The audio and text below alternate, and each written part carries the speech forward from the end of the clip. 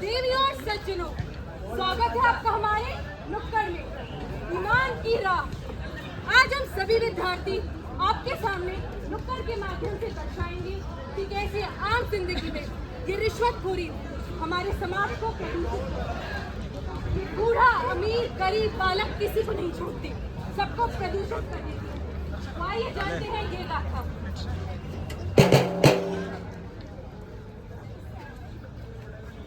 मेरा सब बर्बाद हो गया।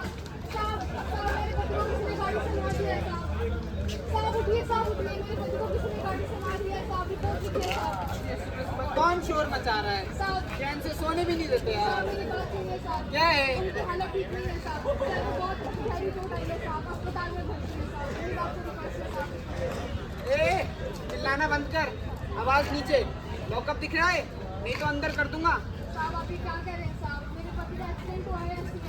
मेरे वाली बात। कुछ नहीं ओ मैडम, हर रोज 100 आदमी मरते हैं, 100 लूटपाट होती है, 100 मर्डर होते हैं। आप ही बताओ किस किस की रिपोर्ट लिखे होंगी? और वैसे भी अब ये कोई समय नहीं है रिपोर्ट लिखवाने का। FIR आज नहीं होगी, बाद में आना। चलो टाइम फोटो मत। सही बात है, मैं सही। चलो। ओ मैडम, इतनी बड़ी बड़ी बातें मत कर। कह दिया ना FIR नहीं होगी। अपना बच्चा ले और जा यहाँ से। चल साहब निकल। साहब मैं आपसे भीख मांग रही हूँ साहब, प्लीज साहब रिपोर्ट रखिए साहब, प्लीज रिपोर्ट रखिए। मैडम, यहाँ पे कोई काम ऐसे नहीं होता। अगर काम करवाना है ना तो कीमत देनी पड़ेगी। ए, चल चल, उसकी गोली मत बन, जैसे कुछ पता ही ना हो। अगर FIR लिखवानी है और चाहती हो कि काम जल्द से जल्द हो तो 10,000 रुपए देने पड़ेंगे। 10,000? साहब हम इतने पैसे कहाँ से लेंगे साहब? ए यार, फिर पहले वही लाख में ड्रामा। सारे पैसे खत्म हो गए साहब। अब तो रहने खाने को भी पैसे नहीं बचे।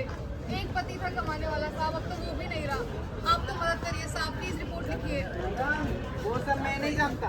अगर चाहती हो FIR लिखी जाए और काम जल्द से जल्द हो तो 10,000 रुपए तो देने ही पड़ेंगे। चलो निकलो, जब तक 10,000 रुपए लेके आना। चलो निकलो। बेटा तू रो मत, तेरी माँ अभी जिंदा है। इन लोगों ने हमारी मदद नहीं करी तो क्या हुआ?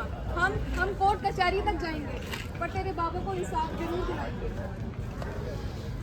द्रौपदी, अब शस्त्र उठा लो, अब गोविंद ना आएंगे। खूनी उठो, खूनी लड़ो, अब गोविंद ना आएंगे।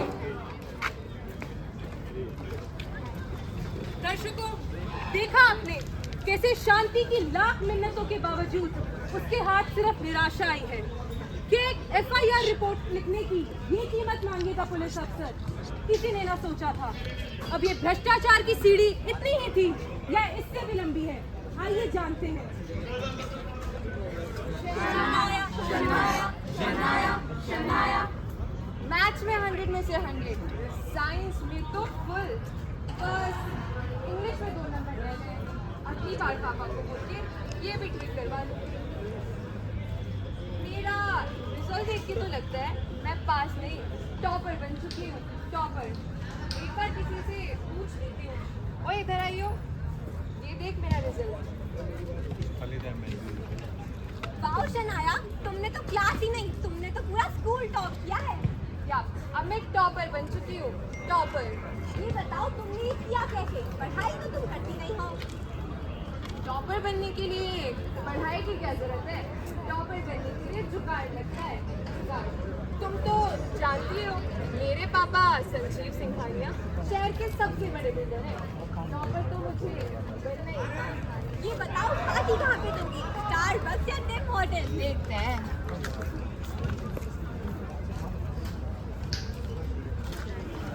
अरे केशवी, तू यहाँ क्या कर रही है?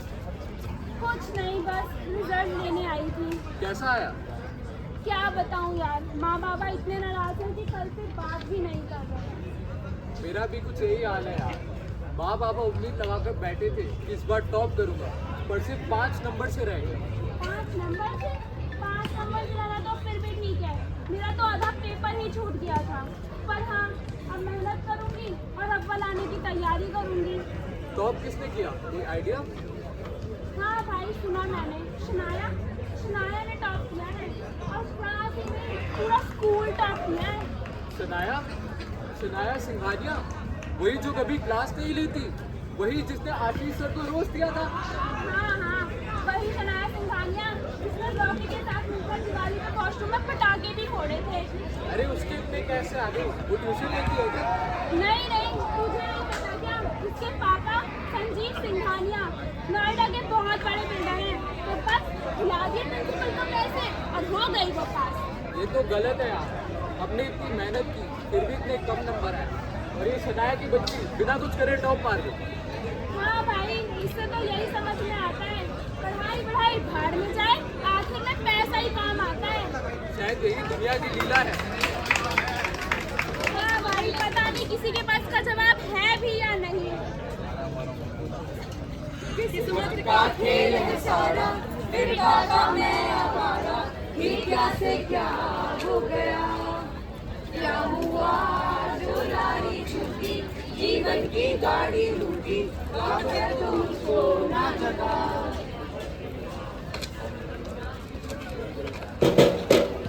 दोस्तों, शनाया सिंघानिया जैसे बच्चों की वजह से रवि और केशवी जैसे बच्चों की मेहनत व्यर्थ जाती है।